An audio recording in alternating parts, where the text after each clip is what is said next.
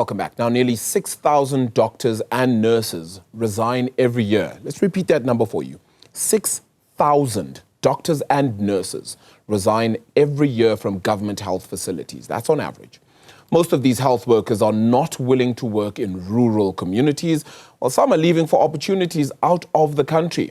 Let's speak to Dr. Zanele Bikitsha from the South African Medical Association. She is vice chair of that organization, that association. And Zanele, thank you so much for the time, Dr. Bikitsha. I really appreciate it here. It sounds absolutely alarming. 6,000 doctors, is that really the number there? The number is close to being true, but I think we need to correct something first. It is not true that doctors do not want to work in rural areas or that doctors do not want to work in South Africa in particular.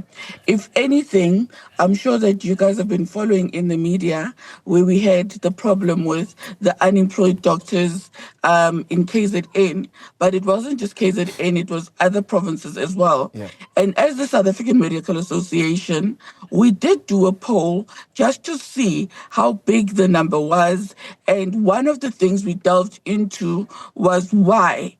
And most of them said that they actually wanted to work in government. They had their heart set working in public sector.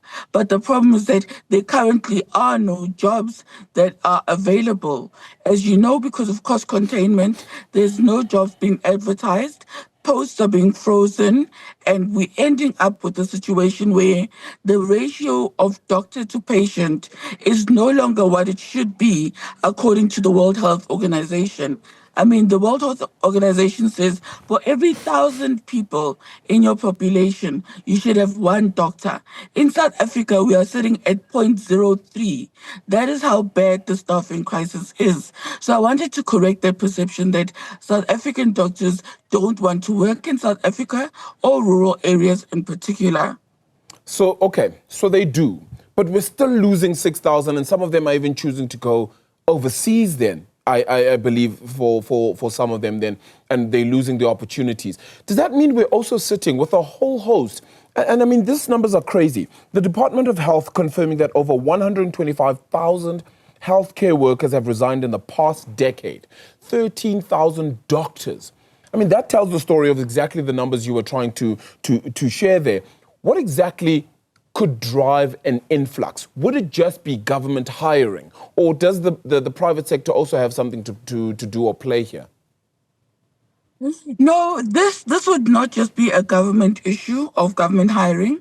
We would need to first undergo what we call staffing norms so that we understand what is the headcount, what should we have as staffing norms in the health sector so that we can adequately fund it. Then you've also got a problem with your infrastructure. If your infrastructure is old, it's dilapidated, you also are not keeping up with your newest and latest equipment, doctors are going to obviously not be attracted to that because, one, they don't have anything to work with, and two, there is nothing in terms of professional growth because medicine and science are advancing all the time. We are still talking about trying to get electronic health systems, whereas other countries are already doing robotic surgeries. They're swallowing pills and cameras are taking pictures as they go down. So we are far behind. So it also speaks to a doctor's ability to be able to grow professionally. So those are some of the considerations. And you also do need to understand that if a doctor does not have an offer of an employment, what can they do besides leave the country because they've got family that they need to feed and responsibilities. But it goes beyond that. So it needs government, it needs us as the health sector, and it needs Treasury to come on board. 23,000 South African healthcare professionals working abroad at the very least. Is the biggest push factor finances or is it stability of employment? I genuinely think, Ugote, it is, you get a permanent contract. So there is stability. But the problem is there's no career pathing when it comes to health. And that is an issue. So it's a mix of the two. You might get a permanent post, but where is the career pathing? I mean, if you had to look in, the past vacancies, when is the last time specialist posts for registrars were advertised so that we can start developing, ENTs, radiologists, cardiologists? So career pathing also becomes a problem if you're looking at just beyond stability, but career pathing is also an issue. Finance has also become an issue. 2 billion rand needed, according to your association, needed annually in order to fill the vacant posts. I mean, I don't think we're getting anywhere near that, are we? We are definitely not getting anywhere near that. We did listen keenly, and we were very happy when we heard Dr.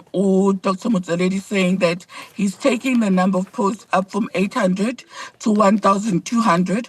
Obviously, this was not just doctors. It's looking at various clinicians that are needed and allies. And we are going to follow that up to make sure that these posts actually make it onto the ground. It can't just be a paper exercise. Like last year, where they had promised to advertise and they gave, I think, 100 posts or something in KZN. But those posts belonged to bursary holders that they already owed employment anyway. So we will be keeping our eye to make sure that these posts that are promised actually do come to fruition and that the hospitals are benefiting from having these clinicians on the ground. Yeah, very important. I believe as well that you have some serious concerns regarding NHI, the proposed national health insurance then that has been laid forward by President Cyril Ramaphosa. While we don't have all exact details, the continued conversation around it, the funding towards trying to get it off the ground in some way or other is already being spoken about by the finance minister as well. Can you briefly explain your position when it comes to it? Yes. So I'm going to say this, I think it's for the millionth time. As the South African Medical Association, we are pro-universal health care coverage. Now, if you know, there's a difference between universal healthcare coverage and NHI.